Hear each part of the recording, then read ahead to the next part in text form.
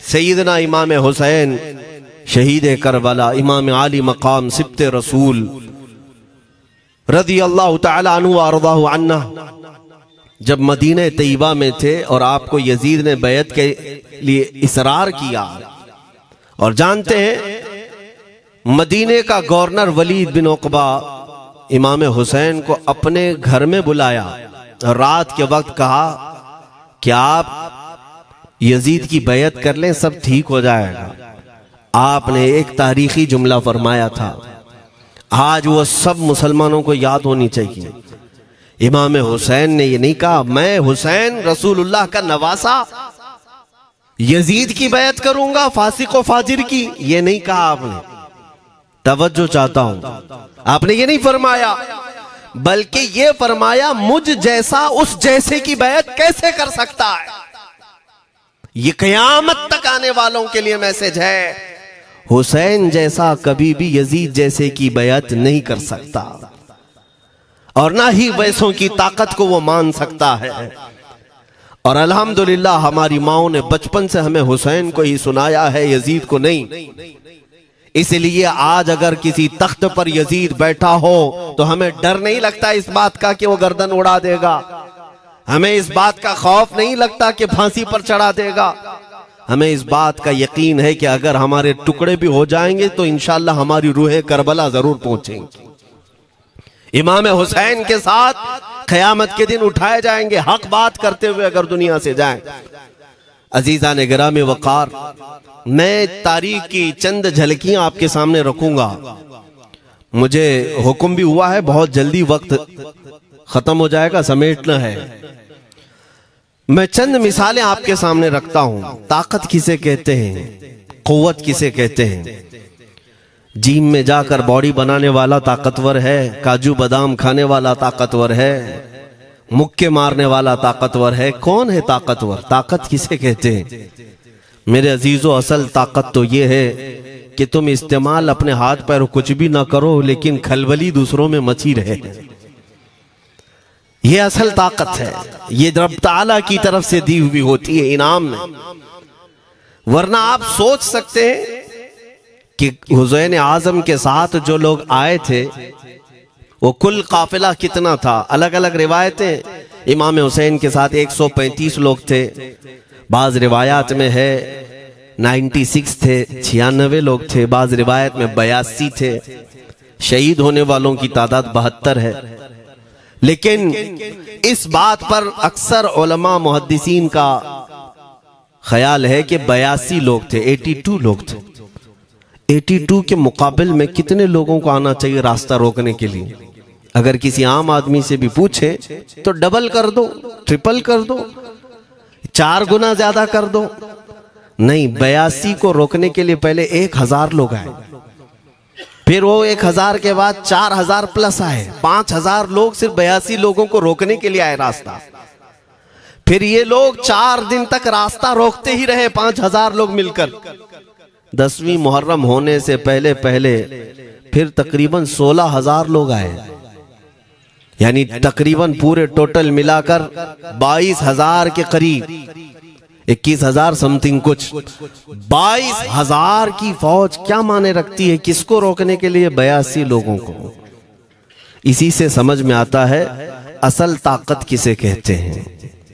ताकत इसी को कहते हैं कि उधर 3 दिन के भूखे और प्यासे हैं, उनके खीमों में साजो सामान भी नहीं, जंग के असबाब भी नहीं, और वो जंग की नीयत से भी नहीं गए।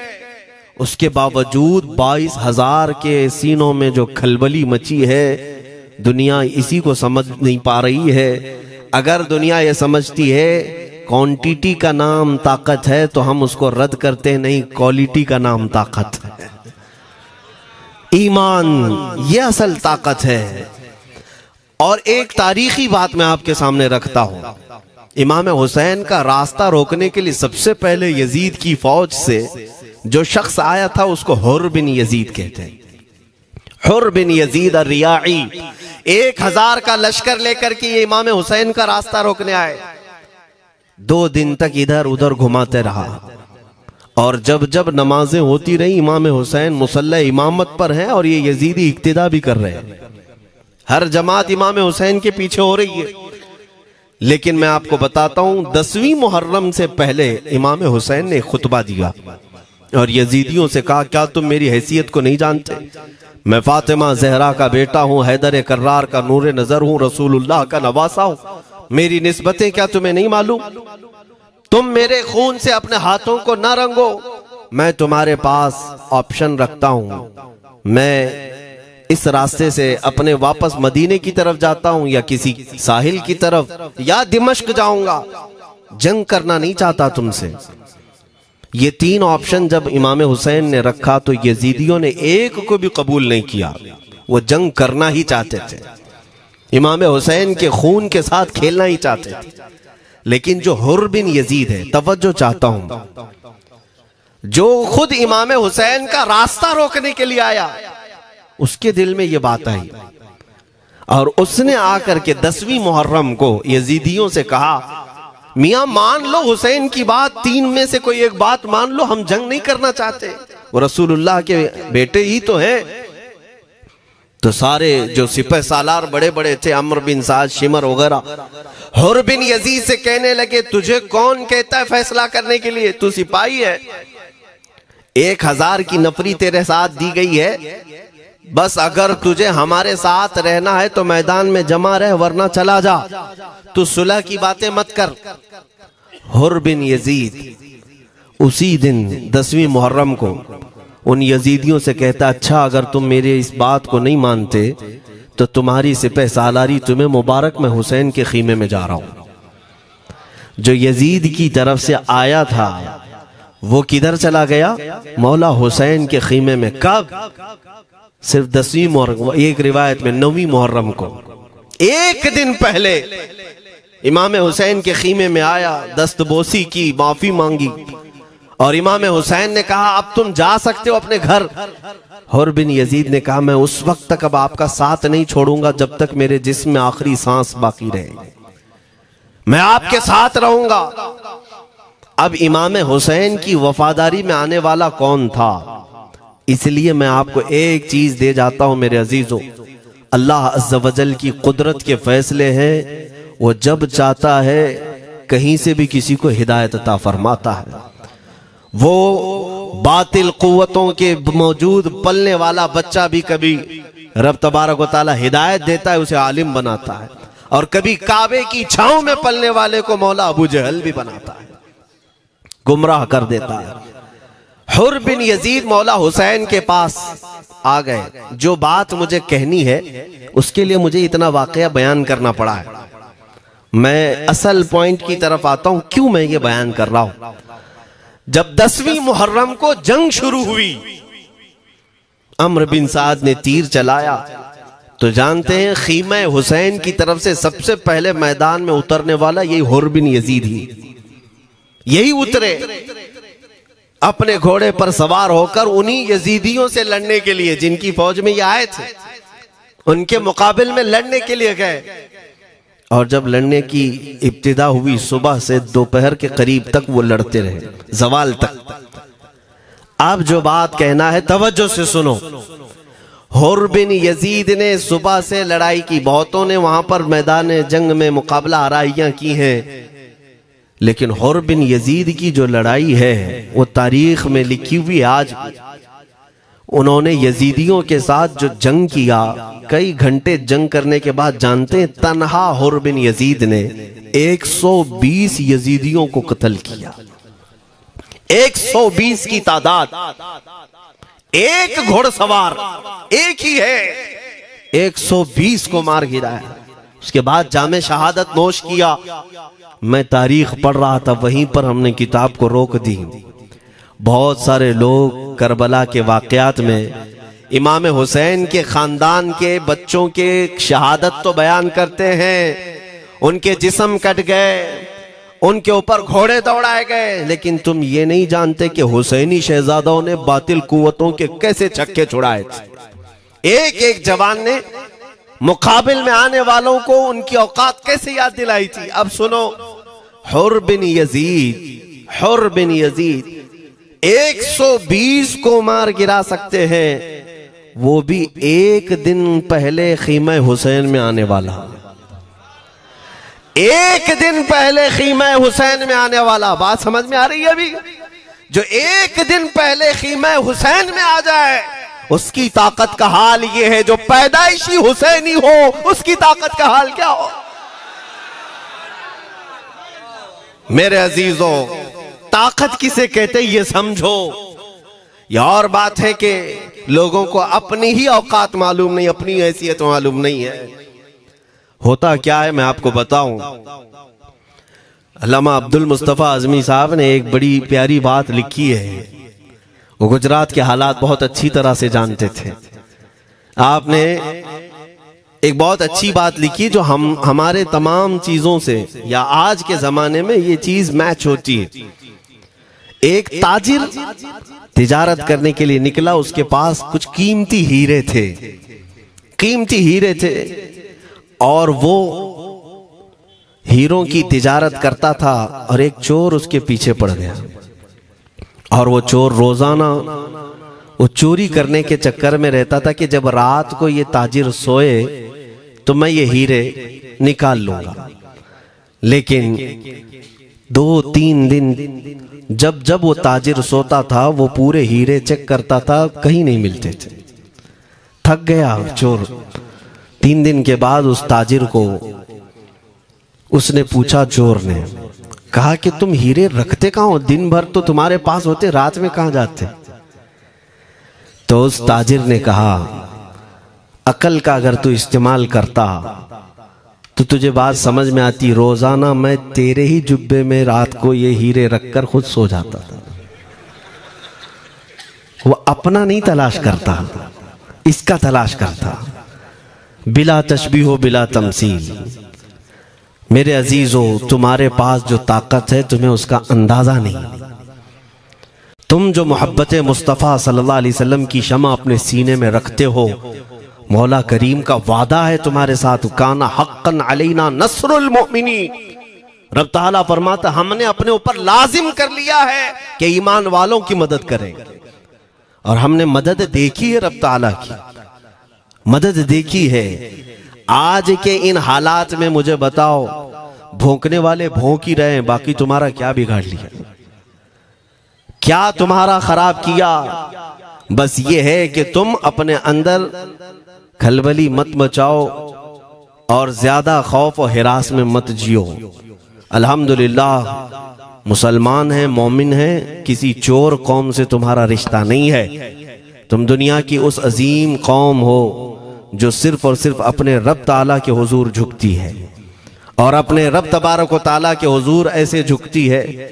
मैं चैलेंज के साथ कहता हूं, पूरी दुनिया में कोई कम्युनिटी, कोई कौम ऐसी नहीं है जो अपने खुदा को देखने के बाद ही झुकती है। जिसकी भी जाओ, उनके उनके खुदाओं की तस्वीर वहां पर सामने होती तभी झुकते हैं। वो चाहे ईसाई हो, यहूदी हो, कोई भी हो, उन्होंने कोई ना कोई या मूर्ति बनाई है या तस्वीर बनाई है, तब वो झुकते हैं। तन्हा तुम ईमान वाले हो जो आज तक अपने खुदा को देखा नहीं लेकिन हर दिन सजदा करते हो। तुम्हारा ये ईमान है। और कुरान में शुरू में ही अल्लाह ताला ने जो तारीफ फरमाई सूरह बकरा में, युमिनून बिल गैब, अल्लाह फरमाता है ये वो लोग हैं जो गैब पर ईमान रखते हैं, देखा नहीं। और दुनिया में करोड़ों मस्जिदें होंगी, किसी मस्जिद में अल्लाह की तस्वीर है? किसी मस्जिद में? और या तुम्हें सलातो सलाम पढ़ने के लिए मेरे आका की तस्वीर देखने की जरूरत है? यही तो तुम्हारा ईमान है मेरे अजीजों। मेरे आका को हमने दिल में बसा रखा है, और जब हुजूर पाक की याद आई, बगैर तस्वीर देखे हम खड़े हो जाते हैं। और उनकी मोहब्बत वैसी होती है, हमें किसी तस्वीर और मूरत को देखने की जरूरत भी नहीं होती। तुम्हारी खुसूसियात बहुत हैं। अल्लाह रब्बुल इज्जत ने तुम्हारी पेशानियों को महफूज रखा है, किसी अहरे गैरे के सामने झुकने नहीं दिया। पेशानी मुकद्दस है तुम्हारी। हाँ, ये तो नहीं है कि तुम किसी दरख्त पर भी चले जाओ, पत्थर पर भी चले जाओ, चूहे पर भी झुक जाओ, सांप पर भी झुक जाओ, नहीं है। एक सहाबी हैं, ईमान लाने के बाद वो कहते हैं, या रसूल अल्लाह सल्लल्लाहु अलैहि वसल्लम, दो वाकयात ऐसे हैं जो ज़माने जहालत में हम करते थे। एक वाकया याद करता हूं तो रोना आता है और एक वाकया याद करता हूं तो हंसी आती है। हुजूर ने फरमाया वो दोनों क्या है बताओ। उन्होंने कहा पहला वाकया तो ये है जिसको याद करके रोता हूं कि जवानी में जब हमारे घर बेटी पैदा होती थी तो हम उसका गर्दन मरोड़ कर दफन कर देते थे। आज मुझे ये बात याद आती है तो रोना आता है कि हमने ऐसे कई बच्चियों को दफन कर दिया। अरब वाले दामाद बनाना नहीं चाहते थे और बेटियों को पहले ही मार देते थे। ये वो सहाबी कहते हैं अब याद आती है बात तो रोना आता है। मेरे आका सल्लल्लाहु अलैहि वसल्लम ने फरमाया फिर हंसी किस बात पर आती है। कहते हैं जमाने जहालत में हमारे खुदा जो होते जिनकी हम इबादत करते थे तो जब सफर में जाना होता था तो आटा गूंद करके खुदा बना लेते थे, क्योंकि सफर में जाना है और हर जगह उनको साथ में रखना था खुदा को। वो साहबी कहते हैं सफर के खुदा और होते थे, हवा का अलग, पानी का अलग, मिट्टी का अलग, सब लेकर के चलते थे। फिर हुजूर ने फरमाया हंसी किस बात पर आती है। वो कहते हैं बीच रास्ते में अगर खाना खत्म हुआ तो कभी खुदा का हाथ तोड़ के खाते थे, कभी पैर तोड़ के खाते थे। अरे मेरे अजीजों 1400 साल बाद आज जब आप हंस रहे हैं उस सहाबी को तो इस बात पर हंसी आती होगी। मैं ये बात सिर्फ इसलिए अर्ज कर रहा हूं कि शुक्र मनाओ अल्लाह रब्बुल इज्जत का कि तुम्हें रब तबारक व तआला ने उस कौम में पैदा किया है जिसका माथा सिर्फ वहदहू ला शरीक की बारगाह में झुकती है। तुम ईमान वाले हो। और मैंने आयत यही तिलावत की खुतबे में, वला तहीनु वला तहज़नु व अंतुमुल अअलौना इन कुंतुम मुमिनीन। घबराओ मत, परेशान मत हो, तुम सबसे ज्यादा सरबुलंद रहोगे अगर तुम ईमान वाले हो। ये कुरान की आयत है। ईमान किसे कहते हैं? ईमान किसे कहते हैं? यानी अल्लाह ने फरमाया अगर तुम ईमान वाले हो तो सबसे ज्यादा कामयाब हो।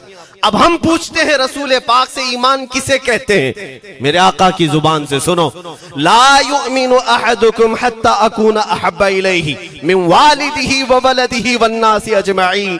हजरत अनस से रिवायत है, हुजूर पाक सल्लल्लाहु अलैहि वसल्लम फरमाते हैं तुम में से उस वक्त तक कोई कामिल ईमान वाला नहीं हो सकता जब तक अपने वालिदैन, अपने बच्चे, अपने और सारे इंसानों से ज्यादा मैं उसके नजदीक महबूब ना बन जाऊं। हुजूर से कामिल मोहब्बत जब तक ना करोगे तब तक ईमान भी कामिल नहीं है।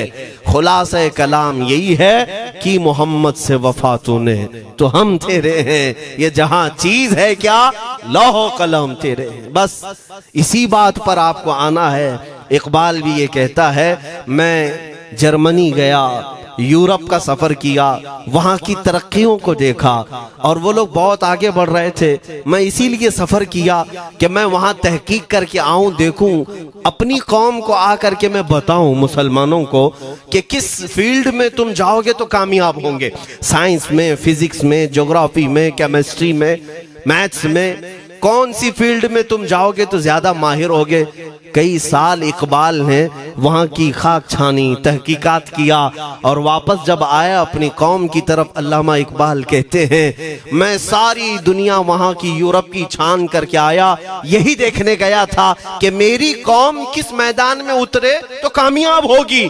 तो लोगों ने पूछा क्या वो तुम्हें राज मिल गया? वो कहते हाँ मुझे राज मिल गया। लोगों ने पूछा किस मैदान में उतरे? तो वो इकबाल कहता है मैं तो राज को पहुंचा, अपनी कौम को बताता हूं तुम्हारी तरक्की का राज सिर्फ इतना ही है कि मोहम्मद से वफा तूने, कि मोहम्मद से वफा तूने तो हम तेरे हैं। ये जहां चीज है क्या लौह कलम तेरे हैं। सारी कामयाबी का असल राज मेरे आका से बेइंतहा मोहब्बत है। मैं दीनी शख्सियात की बात अपनी जगह पर, जो जिसको आप दुनियावी उलूम कहते हैं, लाओ मैथ्स का कोई बहुत बड़ा माहिर रियाजीदान या कोई साइंटिस्ट आपको ऐसा लगता हो, लाओ मेरे आला हजरत इमाम अहमद रजा फाजिल बरेलवी के सामने। जानते हैं आप उस आला हजरत फाजिल बरेलवी ने 55 उलूम पर अपनी तहकीकात लिख दी हैं। बाकी जानते कितने थे वो अल्लाह ही बेहतर जाने। एक बात मैं आपको बता रहा हूं, मैथ्स में, मैथमेटिक्स में उनके पास ऐसी ऐसी इजादात थी। एक किताब आला हजरत ने लिखी है ज्योमेट्री पर, आज के बच्चे जो कॉलेज पढ़ते हैं वो जानते होंगे। ज्योमेट्री की भी कई उसमें अक़साम लिखी गई हैं, और आला हजरत ने एक किताब लिखी है कश्फुल इल्ला अन सिमतिल क़िबला, क़िबला पहचानने का इल्म। तुम तो आज वो कंपास लेकर के पहचानते हो ना, अब तो मोबाइल में आ गया, मोबाइल को घुमाओ, इधर दिखा रहा उधर, उधर दिखा रहा उधर क़िबला। मेरे अजीजों, इस्लाम मशीनों से नहीं चलता है। इसका सेल चला गया तो क्या तुम्हारा इस्लाम चला जाएगा? इसकी बैटरी चली गई तो क्या तुम्हारा दीन चला जाएगा? नहीं, इस्लाम मुकम्मल कवायद और ज़वाबित के साथ है। सारी मशीनें खत्म भी हो जाए, इस्लाम ने तुम्हें कायदे बनाकर दिखाए हैं, प्रैक्टिकल। ये क़िबला पहचानने का इल्म होता है। शहर का तूलुल बलद अर्जुल बलद देखना होता है, बहुत सारी उसमें चीजें, उसकी सतह समंदर से ऊंचाई कितनी है, फिर सितारों को देखा जाता है, फिर पहचाना जाता है क़िबला, उसको हिसाब में लगाया जाता है। आला हजरत ने ये जो किताब लिखी पूरे 1400 साल में है। आला हजरत की ये किताब जिसमें 10 कायदे खुद उन्होंने इजाद किए, उनसे पहले किसी ने नहीं लिखी, खुद उन्होंने इजाद किए। और उसके बाद आला हजरत ने चैलेंज के साथ कहा कि मैंने, फकीर ने ये 10 कायदे इजाद किए हैं, इस पर कोई अमल करके क़िबला पहचानना चाहे तो उस पर अमल करके खड़ा हो जाए। अगर हिजाबात हटा दिए जाएं तो काबा उसकी नाक के सामने होगा। आला हजरत ने लिखा है काबा ऐन उसकी नाक के सामने होगा। परफेक्ट कायदे उन्होंने लिखे। ये कायदे कहां से आए? हिसाब, मैथमेटिक्स।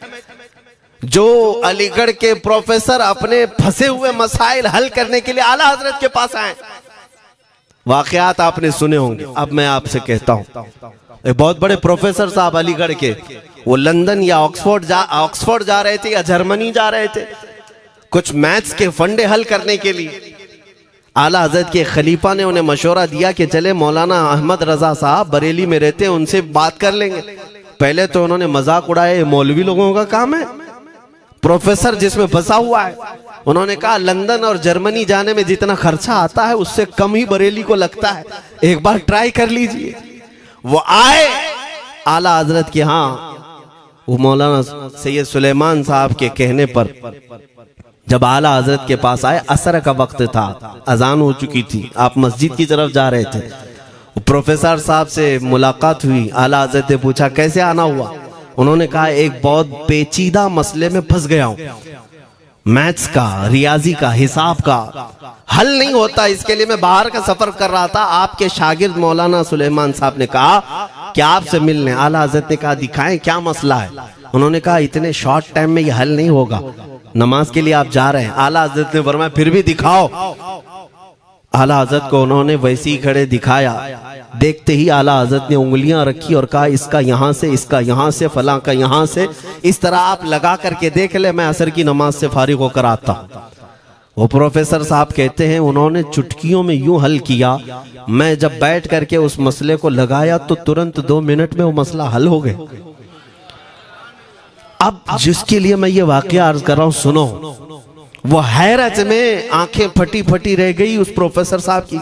उधर नमाज होने के बाद आए आला हजरत, तो वो अश करने लगे। कहा मौलाना साहब मैं पहली मर्तबा देख रहा हूं कि मदरसे का कोई मौलवी मैथ्स के इतने टफ फंडे को हल कर लेता हो। मौलाना ये तो बताएं ये रियाजी और ये मैथ्स के मसले आपने किससे सीखे? कौन है आपको? किस कॉलेज में, किस यूनिवर्सिटी से आपने सनद हासिल की है? यही मुझे कहना है मेरे अजीज। अब आला हजरत का जवाब सुनो। कहते हैं जनाब मैंने अपने वालिद से सिर्फ प्लस माइनस और मल्टीपल के मसले सीखे, जमा, नफी और ज़रब हमारे वालिद साहब ने बस इतना ही सिखाया। और उस वक्त बचपन में मुझे मंतिक, फलसफा, ये सब किताबें पढ़ने का शौक था। मैं हिसाब के, ज्योमेट्री के ये किताबें लेकर बैठा। मेरे वालिद आए, देखा, पूछा अहमद रजा क्या पढ़ रहे हो? मैंने दिखाया ये मंतिक है, फलसफा है या हिसाब की किताबें हैं।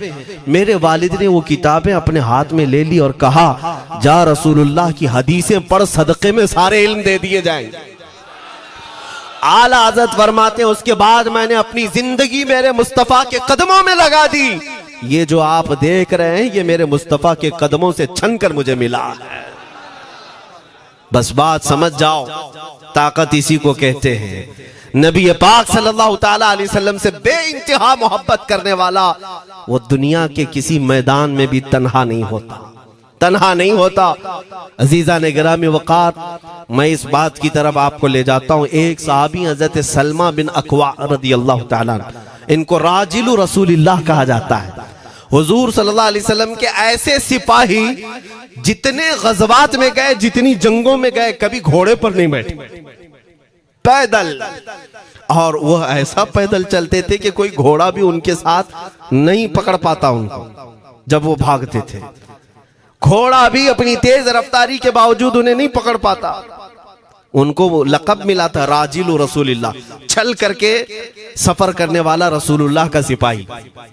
एक बार ऐसा हुआ, एक बनु कार्रा का शख्स जिसका नाम अब्दुर्रहमान है, ये मुनाफिक था, खबीस था। इसने तकरीबन 400 लोगों को जमा किया, अपने हम मिजाज लोगों को, और मदीने पर रात के वक्त एक बगीचे पर हमला किया, पूरे बगीचे को आग लगा दिया। और उसके बाद फिर जो खजूरें थी वहां से सब लूट लिया, लूट करके अपने घोड़ों पर रख लिया और निकल पड़ा। उस वक्त सिवाय हजरत सलमा बिन अकवा के कोई नहीं था। उधर 400 लोग लूट मार कर रहे हैं और खजूरें जमा कर रहे हैं, और ये तन्हा साहबी। इस साहबी का हाल ये है, घोड़ा भी नहीं होता था कभी नहीं। अब इनको जलाल आया कि मेरे मुस्तफ़ा के शहर की एक खजूर भी मैं बाहर जाने नहीं दूंगा जो चोरी करके जा रहा है। उसके बाद आपने पीछा करना शुरू किया। और हकीकत देखें आप, जब हदीस पढ़ेंगे, आला हजरत ने अल मलफूज में भी इसको नकल फरमाया। जब तक मैं ये हदीस पढ़ रहा था इतनी हंसी भी आती है और उनकी इस बहादुरी पर दिल खिल जाता है और सीना चौड़ा होता है कि वो अकेले किस बात पर भाग रहे थे। उनके पीछे 400 लोगों के पीछे भाग रहे। अच्छा, कोई ये कहे कि नादान आदमी है, 400 लोगों को नहीं देख रहा, अकेला भाग रहा है। हो सकता है इनको कोई कह दिया हो, लेकिन मुझे हैरत उन 400 पर हो रही है जो एक से डर के भाग भी रहे थे। वो भी भाग रहे हैं, एक दौड़ा रहा है और 400 भाग रहे हैं। वह अब्दुर्रहमान कार्रा का रहने वाला कारी भागा जा रहा है और सबसे कह रहा है सलमा बिन अकवा से अपनी अपनी जान बचा लो। इसीलिए मैं कहता हूं ये बुज़दिल कौमें हैं, मेरे मुस्तफ़ा के गुलामों का मुकाबला करने की सकत नहीं रखती जिसके सीने में इश्क़ मुस्तफ़ा हो। 400 भागते रहे और ये भगाते रहे बहुत दूर तक। जब हज़रत सलमा बिन अकवा भागते थे तो घोड़े भी पीछे पड़ जाते, और आप जैसे जैसे कोई घोड़सवार आता उसकी टांग पकड़कर खींचते और उसकी गर्दन पर पैर रखते, फिर आगे निकल पड़ते थे। न जाने कितनों को उन्होंने तन्हा अपने हाथों से गिराया, कोई मुकाबला करने को तैयार नहीं। गिराते भी हैं और उनकी गिरी हुई खजूरें जमा भी करते हैं कि मुझे मदीने वापस ले जाना है। उस सहाबी को मैं पढ़ता हूं, अजीजा ने गिरामी खजूरें जमा करते रहे और उन्हें भगाते रहे। आखिर में वो 10-10 की टुकड़ियों में बदल गए। वो अब्दुर्रहमान कार्रा का रहने वाला कहने लगा, एक साथ मत भागो, ये अकेले सबको भगा रहा है, 10 इधर जाओ, 10 उधर जाओ, 10 उधर जाओ। जालिमों, पलट कर मेरे मुस्तफ़ा के गुलाम का मुकाबला करके देखते हैं, लेकिन किसी से नहीं हुआ। वो पहाड़ की चोटियों में चले गए। हज़रत सलमा बिन अकवा पहाड़ पे भी चढ़ने लग गए। तो अब्दुर्रहमान कार्रा वो कहता है वहीं से चीख करके, सलमा बिन अकवा तुमको क्या चाहिए, क्यों पीछा कर रहे हो? कहा, मैं शहर रसूल की एक खजूर भी जब तक तुम्हारे पास होगी पीछा करता रहूंगा। उसने वहीं से अपने सारे साथियों को पुकार कर कहा, सारे लोग खजूरें फेंक दो, अपनी जान बचा लो। सबों ने खजूरें दे दी। हज़रत सलमा बिन अकवा पूरी खजूरें जमा की, कितनों को रौनते हुए वापस आने लगे। जानते हैं एक सहाबी और है हज़रत अबू क़तादा, जिनको फारिसु रसूलिल्लाह कहा जाता है। उनका घोड़ा दौड़ता हुआ, उनको दौड़ाता हुआ हजरत अबू कुतादा उस पर हैं और 10 लोग और साथ हैं। वो हजरत सलमा बिन अकवा की मदद के लिए आ गए। जब वो आए तो ये अक्सर को तो गिरा चुके थे, खजूरें ले भी चुके थे। हजरत अबू कुतादा 10 सहाबा के साथ जब आए, हजरत सलमा बिन अकवा की और मदद हो गई। अब ये मदीने आने लगे तो तवज्जो चाहता हूं। हजरत सलमा बिन अकवा ने पूछा, मैं तो अकेला दौड़ा रहा था, कोई मुझे न देखा था, ना ये वाकई की किसी को खबर थी, तुम यहां तक कैसे आए? तुमको किसने भेजा मेरी मदद के लिए? मुसलमानों याद रखो, मेरे मुस्तफा की वफादारी में जब कोई निकलता है तो कहां से मदद आती है अंदाजा भी नहीं होता। हजरत सलमा बिन अकवा ने उनसे पूछा अबू कुतादा से, तुम आए कैसे? हजरत अबू कुतादा ने जो जवाब दिया वो और ताज्जुब का था। कहा, हमने नहीं देखा, हमको मालूम भी नहीं तुम किसके साथ गए हो, हमें ये वाकया भी नहीं मालूम, लेकिन हम अपने खीमे में बैठे थे, हमारा ये घोड़ा दौड़ता हुआ है, ये घोड़ा दौड़ता हुआ आया और दोनों पैर बार बार उठा करके हिनहिनाने लगा। मेरा घोड़ा ऐसा कभी करता नहीं, वो जिहाद में जाने वाला घोड़ा है, फरमाबरदार है। अबू कुतादा ने उसको सहलाया, लेकिन फिर भी वो खामोश नहीं हुआ। हजरत अबू कुतादा कहते, मैं पहचान लिया, वो अपनी पीठ पर मुझे सवार करना चाहता है। मैं इसकी पीठ पर बैठ गया। मेरे साथी भी ताज्जुब में थे, इतनी वक्त गुजर जाने के बाद घोड़े को न भूख लगी है न प्यास लगी है, ये कहां ले जा रहा है? अबू कुतादा कहते, ये घोड़ा है जो तुझ तक हम सबको ले आया है। हजरत सलमा बिन अकवा ने कहा, हाँ मुझे याद है, जब मैं उन 400 को दौड़ा रहा था तो तुम्हारा घोड़ा मुझे देख रहा था। पता ये चला दुनिया का हर जानवर भी मेरे मुस्तफा का वफादार है। अगर तुम नबी पाक सल्लल्लाहु अलैहि वसल्लम की इज्जत व हुर्मत के लिए उठते हो तो चूंटियां अपने सुराख में तुम्हारे लिए दुआ में मशगूल हो जाती हैं, मछलियां पानी में तुम्हारे लिए दुआएं करती हैं। अजीज़ान गिरामी वक़ार, आज मैं अपने जुमलों को समेटते हुए ये बात कहता हूँ, धोराजी की सरजमीन मैंने कभी सुना नहीं या कभी आपसे मुलाकात नहीं की, लेकिन इतना बड़ा मजमा हमें जो सुनने के लिए बैठा है, लोग मुसाफे के लिए आए, फूल हार पेश किए, टूट पड़ते हैं मुलाकातों के लिए। मैं अक्सर जलसों में भी और अपने प्रोग्रामों में ये कहता हूँ, मुझे जो आप इज्जत की निगाह से देखते हैं या मिलना चाहते हैं या देखना चाहते हैं या सुनना चाहते हैं, तो वो इसलिए नहीं है कि किसी बाप का, बड़े बाप का बेटा है या किसी सियासी पार्टी का नेता है। आपकी जो मोहब्बत है वो सिर्फ इसलिए है, ये नाज ये अंदाज हमारे नहीं होते, झोली में अगर टुकड़े तुम्हारे नहीं होते, या रसूल अल्लाह जब तक के मदीने से इशारे नहीं होते, रोशन मेरी किस्मत के सितारे नहीं होते। जो कुछ भी इज्जत मिली है हमें आज, वो किसी और सलाहियत की वजह से नहीं। साफ मैं बता देता हूं, मैं मुकर्रिर आदमी नहीं, मैं खतीब आदमी नहीं, मैं वो शोलाबार मुकर्रिर नहीं हूं कि जिनकी तकरीरों से लोग बहुत ज्यादा नफा उठाते हो। मैं तो तालिब इल्म आदमी हूं। मेरे आका सल्लल्लाहु ताला अलैहि वसल्लम के लिए इतनी वफा करना जानता हूं कि मैंने यह अहद कर लिया है, मेरे जिस्म में जब तक खून बाकी रहेगा, एक भी सालिम कुत्ता मेरे आका की तरफ उंगली भी उठाए, हम अपनी गर्दन भी निछावर करने को तैयार रहेंगे। मेरे आका सल्लल्लाहु ताला अलैहि वसल्लम के लिए कुर्बानी का जज्बा है, इसलिए मेरे आका ने ये इज्जत अता की है। फिर मुझे ये कहने का हक भी है, जब तक बिके न थे तो कोई पूछता न था, या रसूल अल्लाह तुमने खरीद कर हमें अनमोल कर दिया।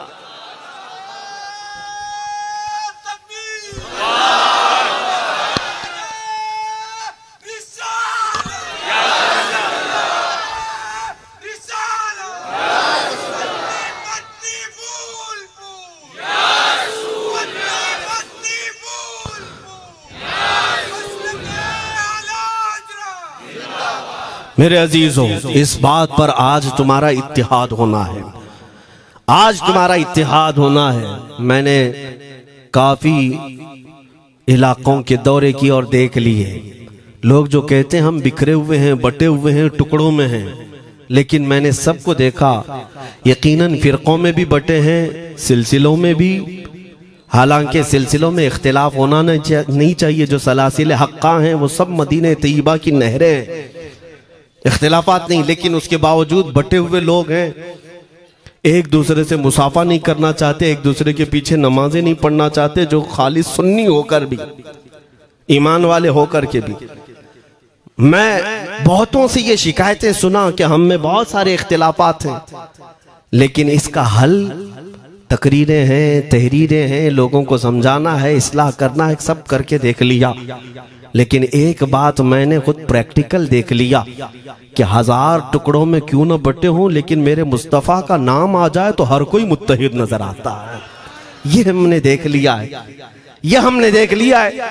किसी भी पीर से बैत क्यों ना हो, मैं दूसरों की बात नहीं करता, लेकिन मैंने पूरे हिंदुस्तान के कोने कोने में देखा है जाकर के, किसी भी सुन्नी सहीहुल अकीदा पीर से बैत क्यों ना हो, अगरचे उसके आपस के झगड़े हों, लेकिन हमने एक मजमे में मुझे सुनने वालों को, ऐसे इख्तिलाफ वालों को भी देखा, दोनों सुन रहे हैं, लेकिन जब हमने पूछा मेरे मुस्तफ़ा करीम की इज्जत पर बात आए तो तुम में से कौन खड़ा हो सकता है, हर इख्तिलाफ रखने वाला भी ये कहता है, या रसूल अल्लाह, ये जिस्म भी तुम्हारा, ये जान भी तुम्हारी, करूं तेरे नाम पे जां फिदा, न बस एक जां दो जहां फिदा, दो जहां से भी नहीं जी भरा, करूं क्या करोड़ों जहां नहीं। ये हर एक का नारा है। इससे पता ये चला कि आज तुम सबको अगर कोई चीज जोड़ सकती है तो नाम मोहम्मद है, मेरे मुस्तफ़ा करीम सल्लल्लाहु अलैहि वसल्लम की मोहब्बत है। गुंबदे खजरा की छांव में सबको जमा करो, इंशाअल्लाह अज़ीज इत्तिहाद बरकरार रहेगा। असल की तरफ नजर रखो, बादशाह की तरफ नजर रखो। बाकी जितने वली हैं, जितने पीर हैं, सब वजीर हैं, सब वजीर हैं। बादशाह सिर्फ मेरा मुस्तफ़ा है। नबी पाक सल्लल्लाहु ताला अलैहि वसल्लम को हम शहंशाह तस्लीम करते हैं। लिहाजा अगर बादशाह की तरफ नजर होगी तो तुम्हें शैतान ये इस तरह की लड़ाइयों में नहीं रखेगा, वो कामयाब नहीं हो सकेगा। तुम सबका मिशन अगर मेरे मुस्तफ़ा की इज्जत और उनकी नामूस हो जाए, हुजूर अकरम सल्लल्लाहु ताला अलैहि वसल्लम की तरफ हमने देखा है बड़े बड़े इख्तिलाफात खत्म हो जाते हैं। हजरत अबू ज़र ग़िफ़ारी, हजरत बिलाल हबशी, दोनों में झगड़ा हो गया था, तकरार हुई। हजरत अबू ज़र ग़िफ़ारी ने सिर्फ हजरत बिलाल को गुस्से में आकर कहा, काली औरत के बेटे, या इब्न उम्मी सौदा। ये तकरार में हो जाता है। हजरत बिलाल को ये बात लग गई, थे तो काले, लेकिन सहाबी ने कहा था काली औरत के बेटे। हुजूर के पास जाकर अर्ज किया, या रसूल अल्लाह, अबू ज़र ने मुझे आज यूं कहा, अबू ज़र ने मुझे आज यूं कहा, काली औरत के बेटे। मेरे आका सल्लल्लाहु अलैहि वसल्लम को जला लाया, बाहर आए, बुलाया, अबू ज़र कहाँ है? आए। हुजूर पाक ने उनको मुखातिब करके सिर्फ इतना फरमाया, अफीकल जाहिलिया, अभी तक तुम्हारे अंदर पुरानी जाहिलियत बाकी है? 3 बार पूछा और उसके बाद मेरे आका चले गए, कुछ नहीं फरमाया। पुराने जमाने की काफिरों की जाहिलियत अभी बाकी है, जो माँ के नाम से लोगों को गालियां देते या पुकारते थे। हजरत अबू ज़र ग़िफ़ारी को इतनी बात लग गई कि मेरे आका मुझसे रूठ गए, मेरे आका के दिल पर यह बात लग गई। तो उन्होंने ये नहीं किया कि देखा जाएगा बाद में क्या होगा, नहीं, सीधे मस्जिद नबवी में हजरत बिलाल को ढूंढने के लिए आए। कहाँ है? हजरत बिलाल मिल गए तो उनका हाथ पकड़ करके लाए। अबू ज़र ग़िफ़ारी जमीन पर लेट गए, सो गए। कहा है बिलाल, मुझे माफ कर दे, मैंने तुझे सख्त जुमला कहा, मुझे माफ कर दे। हजरत बिलाल ने कहा, ठीक है, मैंने माफ कर दिया, हो गई बात। लेकिन हजरत अबू ज़र ग़िफ़ारी ने कहा, नहीं, मेरा दिल इस पर सुकून नहीं मानेगा। एक काम करो ए बिलाल, तुम अपना ये पैर मेरे चेहरे पर रगड़ो, ये तुम्हारा तलवा जिसको मैंने काला कहा था, उसी तलवे से मेरे चेहरे पर तुम रगड़ो, ताकि मुझे मेरी हैसियत पता चल जाए। हजरत बिलाल क्या उनकी बात पर अपना पांव उनके चेहरे पर रगड़ देते, दोनों हाथों से उनको जमीन पर उठाया और सीने से सीना लगाया। कहा है अबू ज़र, कैसी बात करते हो? जिस आका के तुम गुलाम हो, उसी आका का मैं भी गुलाम। मैंने ये तारीख में पढ़ा है, अगर सख्तियों को कोई चीज जोड़ सकती है तो वो मेरे आका की मोहब्बत है और मुस्तफा करीम की मोहब्बत है। तुम्हारे सीने चौड़ा कर देगी, तुम्हारा दिल कुशादा कर देगी, तुम अपनों को एक्सेप्ट करने लग जाओगे अपने नबी की निस्बत पर। हाँ, एक बात याद रखें, मैं ये सिर्फ मेरे आका की निस्बत वालों के लिए कह रहा हूं। बाकी हमारा अकीदा तो ये है, नबी से हो जो बेगाना उसे दिल से जुदा कर दे, पिदर मादर बिरादर जानो माल उन पर फिदा कर दे। हम उसको मानते ही नहीं, चाहे बापों की माँ हो, जो मेरे नबी को नहीं जानता, जो मेरे आका की अजमत को नहीं पहचानता। मैं उनके बारे में नहीं कहता। हाँ, हमारे एक उस्ताद बुजुर्ग उन्होंने फरमाया था कि बेटा, बात करने का लहजा नरम रखना हमेशा। बहुत सारे लोग हमारी तकरीरों को अभी अभी जो सुनते हैं वो कहते हैं बहुत कड़क बोलते हैं, सख्त बोलते हैं। मेरे अजीजों, पिछले 15 साल से करते हैं हम तकरीरें, अखलाकियात पर, तसव्वुफ पर बहुत सारे नरम अंदाज में गुफ्तगू करने के हम आदी थे। वो सब नहीं देखते, लेकिन जहां हम थोड़ा सा चीखते हैं या गरज के साथ बोलते हैं, वो बहुत जल्दी किसी को लगती है और कहते हैं आप बहुत कड़क लहजे में कहते हो। 90% हमने नरम लहजे में बात किया है, लोगों को अखलाकियात सिखाया है। चोरी, जिना, डकैती, सूद, शराब, इन सब की मजम्मत पर बयानात हमने रिकॉर्ड किए। वो सब नजर नहीं आता, लेकिन सख्त जुमले बहुत जल्दी नजर आते हैं। लेकिन ये मैं क्यों करता हूं वो भी आपको बता दूं। हमारे एक बुजुर्ग उस्ताद ने फरमाया, कहा कि बेटा, नरम गुफ्तगू करने की आदत रखना, इसलिए कि मेरे आका सल्लल्लाहु अलैहि वसल्लम की सुन्नत है नरमी से कलाम करना। लेकिन एक बात याद रखना, जिंदगी भर नरमी से बात करो, लेकिन मुस्तफा करीम सल्लल्लाहु अलैहि वसल्लम की एहानत या दुश्मनी किसी में देखो तो फिर न तुम्हारी जुबान मीठी होनी चाहिए, न दिल नरम होना चाहिए, न दिमाग ठंडा होना चाहिए। हाँ, ये ईमान का तकाजा है। हम जो सख्त बात करते हैं, लोगों को ऐसा लगता है कि इतना कड़क नहीं बोलना चाहिए। तुम्हें पता भी नहीं हज़रत उमर फारूक कितना बोलते थे। हाँ, उमैर बिन वहब एक शख्स था जो हुजूर के कत्ल का इरादा करके आया था मक्का से। सफवान नाम का एक और शख्स, उमैर नाम के 2 लोग हतीम काबा में बैठकर मीटिंग करके आए, क्योंकि सफवान का बाप जंग बदर में मारा गया था, उमैर का बेटा जंग में कैदी होकर हुजूर के पास कैद था। दोनों का प्रॉब्लम सेम था। दोनों लोग हतीम काबा में बैठ करके फैसला करते हैं। सफवान ने कहा, मैं तुझे बहुत पैसे दूंगा, एक तलवार को जहर में बुझा कर जाओ मदीने और मोहम्मद का कत्ल करके आओ सल्लल्लाहु अलैहि वसल्लम। उमैर बिन वहब तलवार छुपा करके मदीने आया, लेकिन जिस वक्त वो आया, हजरत उमर फारूक चंद सहाबा के साथ मस्जिद नबवी के बाहर खड़े थे। देखते ही उसकी गर्दन में जो है ये गमछा डाला, रुमाल, और कहा, खुदू हादल कल, पकड़ो इस कुत्ते को। हजरत उमर की जुबान से निकलेंगे, कहते हैं पकड़ो इस कुत्ते को। यही वो है जो बद्र के अंदर, मैदान बद्र में मक्का वालों को भड़का रहा था जंग पर हुजूर के खिलाफ। यहाँ मदीने में आया है, पकड़ो इसको। हजरत उमर बाहर ही सब कर देते, लेकिन कहा कि मैं हुजूर से पूछ के आता हूँ इसका करना क्या है।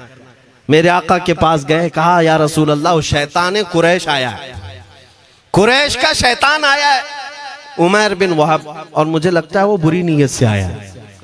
हजरत उमर पहले ही भांप रहे हैं, मुझे लगता है वो बुरी नीयत से आया है, क्या करना है आप हुक्म फरमाए। मेरे आका ने फरमाया, उमर उसको अंदर ले आओ।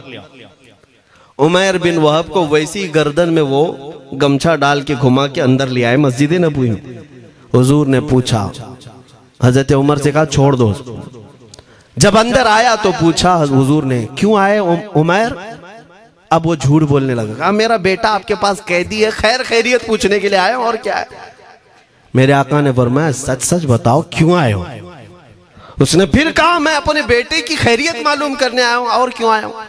हुजूर ने फरमाया, खैरियत मालूम करने आए तो तलवार लेके क्यों आए हो। उसने तलवार दिखाने के लिए फेंक दिया, कहा, इस तलवार का क्या होना है। तलवार तो हमारे पास बदर में भी थी, लेकिन फतह आप ही के साथ थी। बड़ी बड़ी बातें करने लगा। मेरे आका को जलाल आया और कहा, उमैर, वो बात क्यों नहीं बोलते जो तुम सफवान के साथ काबा के हतीम में बैठकर करके आए हो। मदीने में बैठा रसूल खाने काबा में होने वाली गुफ्तगू को सुन रहा है। दूर नजदीक के सुनने वाले वो काने लाले करामत पे लाखों सलाम। ये हदीस मौजूद है, सही हदीस है। इसी हदीस के तर्जुमानी करते हुए हम तो ये अकीदा रख ही सकते हैं ना, हम यहाँ से पुकारें वो वहां से सुने, मुस्तफा की समाअत पे। हाँ, ये अकीदा बरेली वाले का जो है वो अपने पेट का अकीदा नहीं, ये सहाबा का अकीदा है। मेरे अजीजों, जब मेरे आका ने फरमाया वो बात बताओ जो हतीम काबा में करके आए हो, अब थर थर थर कांपने लग गया। इससे इस रसूल से क्या छुपाएं जो हतीम काबा में तन्हाई में होने वाली मीटिंग को भी जानता हो।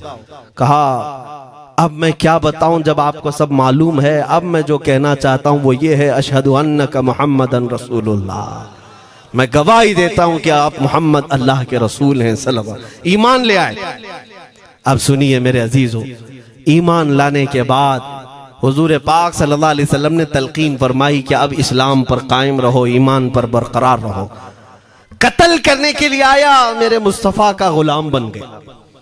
अब उसके बाद हजरत उमर क्या कहते हैं, हजरत उमर जो गमछा गले में डाल के अंदर लाए थे, अब गले में हाथ डालकर बाहर ले जाते हैं। और बाहर जो साथी खड़े थे उन सबको मुखातिब करके कहते हैं, लोगों सुनो। हजरत उमर के अल्फाज सुने, कहते हैं थोड़ी देर पहले ये जो शख्स तुम देख रहे हो, मुझे खिंजीर इससे अच्छा लगता था। अल्लाह, ये लफ्ज भी है, वल्लाही इन्नी लअहब्बु खिंजीरन मिन हाज़ा। कहते हैं कि इससे बेहतर मैं खिंजीर को समझता था क्योंकि ये दुश्मन रसूल था। लेकिन अब सुनो ऐ लोगों, अब मेरे सगे बेटे से ज्यादा मुझको ये अजीज है, इसलिए कि मेरे आका का गुलाम। यही ईमान है, यही ईमान है। अजीज़ान गिरामी, खुलासा कलाम मेरी बात का यही है, मोहम्मद की मोहब्बत दीन हक की शर्त अव्वल है। इसी में हो अगर खामी तो सब कुछ नामुकम्मल है। इकबाल ने क्या खूब कहा था, अगर पहचानना हो तो मेरे अजीज़ों पहचानो, तुम मेरे आका सल्लल्लाहु अलैहि वसल्लम के कदमों तक अगर पहुंच गए तो यही दीन है। बमुस्तफ़ा बरसा खैश के दी हमाऊस, गर्ब उन रसीदी तमाम बुल हबीस। अपने आप को हुजूर तक पहुंचा दो, इसी का नाम दीन है। और अगर वहां तक नहीं पहुंच सके, जिंदगी पूरी अबू लहब की तरह है। हो ना ये फूल तो बुलबुल का तरन्नुम भी ना हो, चमने दहर में कलियों का तबस्सुम भी ना हो ना ये साकी तो मैं भी ना हो, खुम भी ना हो, बस में तौहीद दुनिया में ना हो, तुम भी ना हो। या रसूल अल्लाह, खीमा अफलाक का इस्तादा उसी नाम से है, नबज़ हस्ती तपश आमादा उसी नाम से है।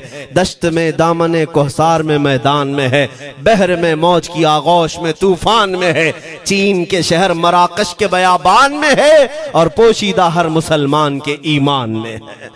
वो मेरे आका की जात ही है, हर जगह है, और उसी की तरफ हमें सबको मुतवज्जो होने की आज जरूरत है। ताकत किसका नाम है, मैंने शुरू इसी बात से किया था, इसी पर खत्म करता हूं। ताकत और कुव्वत सिर्फ बॉडी बनाने को नहीं कहते, ताकत और कुव्वत सिर्फ और सिर्फ काजू बादाम खाने को नहीं कहते। ताकत और कुव्वत उसके अंदर है जो देखने को अगरचे कमजोर लगता हो, लेकिन दुश्मनों के सीने उसकी याद से ही आज भी खलबली मच जाती हो। हमने देखा है 100 साल पहले की बात, आला हज़रत इमाम अहले सुन्नत फाजिल बरेलवी इमाम अहमद रजा खां, नाम तो हर बच्चा जानता है आज, और अपनों से ज्यादा गैर भी जानते हैं और थरथराते भी हैं। लेकिन क्या कभी तुमने आला हजरत की सीरत में यह पढ़ा कि उनका जिस्म कैसा था? उनका जिस्म कैसा था? बहुत लहीम शहीम, चौड़े सीने वाले, बड़े बाल वाले, ऊंचे चेहरे वाले?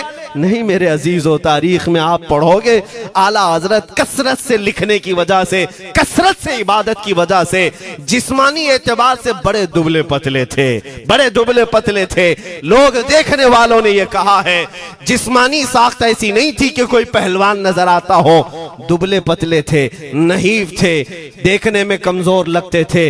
लेकिन मजाल है जब वो आशिक रसूल का कलम चलता था, कलम चलता था, और वो भी यूं पुकार कर कहता था ये रजा के नेज़े की मार है, क्या आदू के सीने में गार है, किसे चारा जोई का वार है कि ये वार वार से पार है। और फिर उन काफिरों को कहा था उस इमाम अहले सुन्नत ने, किल के रजा है खंजरे खूंखार बरकबार। ये कोई दावा नहीं कर सकता आज। किल्क किसको कहते हैं समझा भी देता हूं मैं आपको। किल के रजा, आला हज़रत अपने कलम को कह रहे हैं, किल्क मतलब कलम, रजा का कलम कैसा है? खंजरे खून खार बरकबार, यानी खून पीने वाला खंजर और चमक पैदा करने वाली जो बिजली होती है। आला हज़रत बड़े नरम दिल भी थे, रहम दिल भी थे। अपनों को जब नवाजते थे तो बेहिसाब नवाजते थे। आजिजी ऐसी कि बच्चों से भी माफी मांगते, आजिजी ऐसी, और अपने पीर खाने पर जाने की बात आए तो चप्पलें कितनी दूर छोड़ जाए। गुरूर और घमंड की बात नहीं, लेकिन जब मेरे मुस्तफा के दुश्मनों से मुकाबले की बात आती तो यूं कहते, तुम क्या समझते हो किल के रजा है खंजरे खूंखार बरकबार, आदा से कह दो खैर मनाए न शर करें। ये बात ईमान के तकाजे की है। मैं आज हर आलिम से मिंबर पर बैठे हुए और हर मोमिन से यही कहना चाहता हूं, जो मेरे मुस्तफा की इज्जत की बात आए सर चढ़कर बोलना सीख जाओ। मेरे आका ने फरमाया है, जालिम और जाबिर बादशाह के सामने हक बात का ऐलान करना सबसे अफजल जिहाद है। और ये तो कर ही सकते हो। उन पाखंडियों को लफ्ज़ जिहाद से भी डर लगता है और लफ्ज़ जिहाद पर ही बड़ा प्रोपेगेंडा करते हैं। मुझे इस बात का कोई खौफ नहीं। हाँ, लोग ये कहते हैं मौलाना जिहाद के लफ्ज पर थोड़ा साइड होकर के बात कर लेते हैं। तुम बुज़दिल क्यों बने जा रहे हो? लफ्ज़ जिहाद एक पाकीज़ा लफ्ज है, मुकद्दस लफ्ज है। इस लफ्ज को अगर निकाल दिया तो मेरे आका की आधी सीरत खत्म हो जाएगी। कैसे बताओगे नबी पाक की सीरत? बदर को क्या कहोगे? तकरार हुई थी। खंदक, ओहद, तबूक, खैबर, ताइफ, ये सब को क्या कहोगे? तकरार हुई थी। जिहाद लफ्ज है, सेल्फ डिफेंस का नाम है। इतना हक तो हर एक को है मेरे अजीजों। लेकिन ये तो आज मैं ये बात भी नहीं कर रहा हूं तुमको तलवार उठाओ, बंदूक उठाओ, गोली मारो, बंदूक से लो, ये सब बातें तो हम करते भी नहीं, हमें जरूरत भी नहीं। लेकिन हमें पता है हमारे अल्फाज ही काफी हैं। मेरे आका सल्लल्लाहु ताला अलैहि वसल्लम की मोहब्बत जिसके सीने में हो, मेरे आका ने जब ये फरमाया है कि हक बात का ऐलान करना सबसे अफजल जिहाद है, तो इस पर तो हर कोई आज अमल कर सकता है। हक बात कहो, मिंबरों से कहो, और ट्रस्टियों से भी कहता हूं उलमा को कहने की आजादी भी दो कि वो बुज़दिल न बनाए, खौफ न रख रजा जरा, तू तो है अब्दे मुस्तफा। एक बात समझ करके चले, हम मुल्क के खिलाफ, कानून के खिलाफ नहीं बोलना चाहते। मुल्क हमारा भी है, देश हमारा भी है, और यहाँ के कवानीन जिस पर हम अमल कर रहे हैं, खुशी से अमल कर रहे हैं। लेकिन इन जालिमों ने क्या बना दिया है, इनके नजदीक देश पूरा मोदी है। हाँ, इन साहब के बारे में मत बोलो, वो देश है, कल को अगर नहीं रहे तो देश चला जाएगा। मेरे अजीजों, किसी व्यक्ति, किसी शख्स की गलत पॉलिसियों पर तनकीद करने का नाम देश के खिलाफ बोलना नहीं है। हम अपने देश से मोहब्बत ऐसी करते हैं, ऐसी करते हैं। आज भी आजादी का दिन है ना, आजादी का दिन है। ये लगे हाथों ये बात कह करके गुजरता हूं। आज भी जा करके देखें, इंडिया गेट पर सबसे ज्यादा शहीदों के नाम जो लिखे गए हैं वो मुसलमानों के हैं। इनको क्या पता है 1857 से जो अंग्रेजों के खिलाफ लड़ रहे थे, ये लड़ रहे थे। आजादी का परचम सबसे पहले बुलंद करने वाला कोई संगी नहीं था, वो शहीद टीपू सुल्तान था। सबसे पहले तोपमैन हिंदुस्तान का, अंग्रेजों के खिलाफ आवाज बुलंद करने वाला, पूरे अंग्रेज उसके खिलाफ खड़े थे। इनको आज बोलने की तौफीक भी नहीं मिलती। और उसके अलावा वो उलमा की बात कहां चली गई आज? अंग्रेज तारीखदान ने लिखा है कि सबसे ज्यादा हमें खतरा हिंदुस्तान में मुसलमानों से था, और हमने दिल्ली से लेकर कश्मीर तक कोई एक झाड़, कोई एक दरख्त बाकी नहीं था जिसमें हमने एक आलिम को लटकाया नहीं था फांसी पर। जिनकी तादाद गिनी गई है तो तकरीबन 26,000 उलमा को इन्होंने फांसी दी थी, दिल्ली से लेकर कश्मीर तक। मुझे बताओ, जजीरा अंडमान निकोबार में किसको भेजा है? मौलाना फजल हक खैराबादी, इनायत अहमद काकोरवी, ये तमाम वो लोग हैं। अल्लामा इनायत अहमद काकोरवी, जिनकी किताब आज तकरीबन हर मदरसे में पढ़ाई जाती है, इल्म उस्सिक़ा। ये किताब यहाँ चटाई पर बैठकर लिखी हुई नहीं, उस जेल की दीवारों पर लिखी हुई किताब। उसको पढ़ करके आज बच्चे आलिम बनते, हम भी पढ़े। ये वो लोग हैं जिनको सिर्फ और सिर्फ हक बात कहने की बुनियाद पर जिंदगी भर जेल में डाल दिया गया।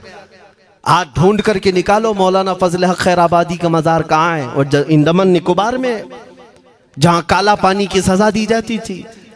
किफायत अली काफी का नाम सुना है मेरे अजीजों? ये नाम का जिक्र आना तो हक बनता है आज की रात जरूर। मुरादाबाद शहर का वो आलिम रब्बानी, वो सिर्फ और सिर्फ मुजाहिद आजादी नहीं बल्कि फना फिर रसूल भी था। आप इसी से अंदाजा लगा लें, आला हजरत जैसा आशिक, हदायके बख्शिश लिखने वाला, आला हजरत के अशार तो पता है ना, इमामुल कलाम कहते हैं। आला हजरत की नातों को इमामुल कलाम कहते हैं। सारे कलामों का इमाम आला हजरत की नाते हैं। पढ़ करके देख लो।